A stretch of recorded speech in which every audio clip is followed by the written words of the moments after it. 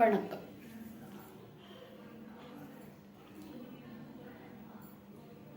மாதங்களில் நான் மார்கழி அப்படின்னு சொன்னாரு கிருஷ்ண பரமாத்மா.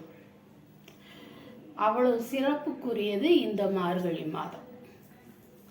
அதனாலேயே மார்கழி மாதத்துல மக்கள் விடியற்காலையிலேயே குளித்து முழுகி கோவிலுக்கு போய் அந்த திருமாலை வழிபட்டு திரும்புவதை வழக்கமாக வச்சிருக்கிறாங்க. எல்லா நாளையும் கோவிலுக்கு போனாலும் இந்த மார்கழி மாதத்தில் அந்த பனியை சுவாசிச்சுக்கிட்டே போய் இறைவனை பார்த்துட்டு வர்றது ஒரு ஆனந்தம். இந்த திருமால் கிருஷ்ணருங்கிறது ஒரு அவதாரம், திருமாலுடைய ஒரு அவதாரம். இந்த திருமால் தன்னுடைய அம்சமாகவே 12 ஆழ்வார்களை படைக்கிறார். 12 ஆழ்வார்களை தன்னுடைய அம்சமாகவே படைக்கிறார். இதுல முதல் 3 ஆழ்வார்கள் பொய்கை ஆழ்வார், பேயாழ்வார், பூதத்தாழ்வார்ங்கிற மூவர். இந்த மூவருமே அப்படியே முதலாவதானவர்களாக கருதப்படுறாங்க. 12 ஆழ்வார்கள்ல இந்த 3 பேர். இதுல பொய்கை ஆழ்வார் காஞ்சிபுரத்துல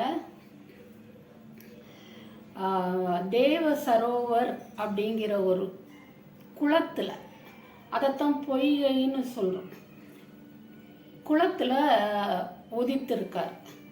அது உருவாகி ஒரு தாமரையில பிறந்து வந்தவர். ஒவ்வொருத்தரையுமே பார்த்தீங்கன்னா எல்லாருமே ஆண்டாலும் நிலமகள் அவளுடைய மகள், அவங்களும் இப்படி இந்த மாதிரி தான் தெய்வத்தோட அம்சமாக தான் உதித்ததாக சொல்றாங்க. இப்போ இந்த முதல் 3 ஆழ்வார்களும் 12 மொத்தமாக 12 ஆழ்வார்களும் திருமாலை போற்றி புகழ்ந்து எழுதியதுதான் 4000 திவ்ய பிரபந்தம் அப்படிங்கிற ஒரு நூல். இது ஒரு முறை இந்த 3 ஆழ்வார்களும் விஷ்ணுவை தரிசனம் பண்ணியிருக்காங்க. எப்படின்னு கேட்டிங்கன்னா, ஒரு கனமழை பெய்யும் நேரம் இவர்கள் மூவருமே ஒரே நேரத்தில் அந்த திருக்கோவலூர் அப்படிங்கிற ஊருக்கு தற்செயலாகவே வர்றாங்க. தற்செயலாக 3 பேரும் வர்றாங்க. கனமழை பெய்யுது. அவரை ஒரு சிறிய அறையில் இருக்க வைக்கிறார் இறைவன். அதாவது மூவர் இருந்தால், ஒருவர் இருந்தால் படுக்கலாம், இருவர் இருந்தால் அமரலாம், மூவர் இருந்தால் நிற்கலாம் அப்படிங்கக்கூடிய சின்ன ஒரு அறையில அவரை வைக்கிறார் இறைவன். இது இவங்க அந்த மழைக்காக ஒதுங்குறாங்க. இது இறைவனுடைய செயல். இந்த 3 பேரும் அந்த மழைக்காக ஒதுங்கி இருந்த நேரத்துல வேறொருவரும் அங்க இருக்கிறதுக்கான ஒரு சகுனம் அவங்களுக்கு தோணுது. இன்னொருத்தர் யாரோ இருக்கிறாங்க. அப்ப அந்த மழை பெய்யும் போது மின்னல் வெட்டி அந்த வெளிச்சத்துல அவங்க பார்த்தது மகாவிஷ்ணுவ. அந்த ஒரே ஒரு நொடி பொழுதுல அவங்க தரிசனம் பண்றாங்க. அது மின்னல் நின்றதும் ஒரு மின்னல் தோன்றி அவரை அடையாளம் காமிக்குது. அப்புறம் அந்த மின்னல் நின்றதும் அவங்க இருந்த அறை இருட்டாயிருது. அப்போவே அந்த இடத்த நிரந்தர வெளிச்சமாக்கி இறைவனை பார்க்கணும்னு பொய்கை ஆழ்வார் ஒரு 100 பாசுரங்களை எழுதுறார். அப்ப மற்ற 2 பேரும் என்ன செய்றாங்க, அவங்களும் தலா 100 பாடல்கள் இயற்றுறாங்க.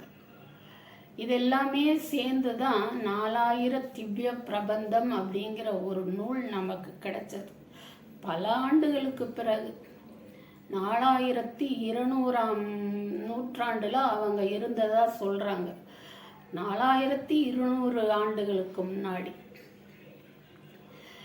இப்படி இறைவனையே பாடி புகழ்ந்து ஒவ்வொரு ஊராக போய் அவரது கோவில் சென்று அவரை சேவித்து இருந்ததுனால இந்த 3 ஆழ்வார்களுக்கும் இறைவனை சேவிக்கிற அது அடையாளம் காண்கின்ற ஒரு அதிசயம் நிகழுது.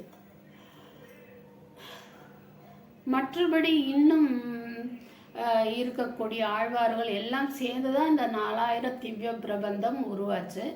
இதில் ஆண்டாள் அவர் இறைவனை ஒரு தெய்வமாக கருதாமல் தன்னுடைய ஒரு உறவினனா நண்பனா அந்த மாதிரி இருந்து அவரை நேசித்ததுனால அவரை